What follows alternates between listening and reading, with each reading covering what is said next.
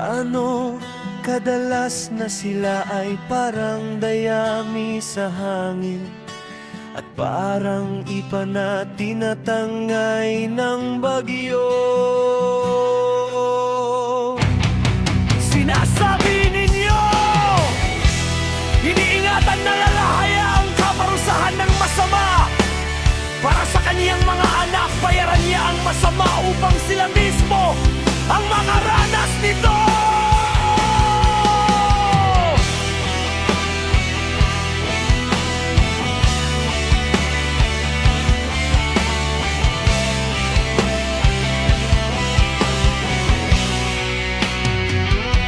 Nakita nawa ng kanilang mga mata ang kanilang kapahamakan.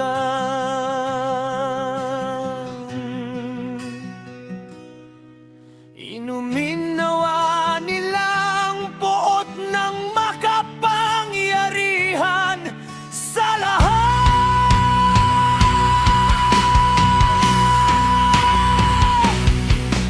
Sapagkat ano ang pakialam nila sa kanilang mga sambahayan, pagkatapos nila kung ang bilang ng kanilang mga buwan ay natapos na.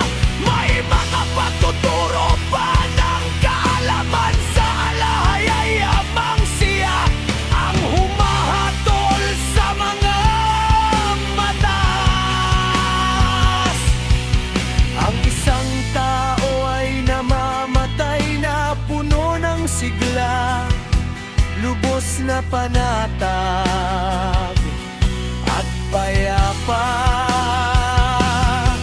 Ang kaniyang mga tagiliran ay puno ng taba, at ang mga buto niya ay puno ng utak.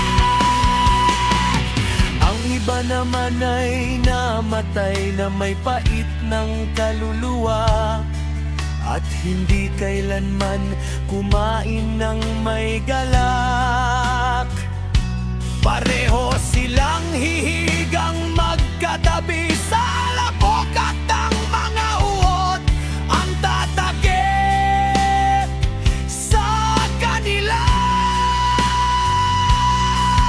Tingnan ninyo, talos ko ang inyong mga iniisip, at ang mga pakanan ninyo laban sa'kin ay pang-aapi. Sapagkat sinasabi ninyo, nasaan ang bahay ng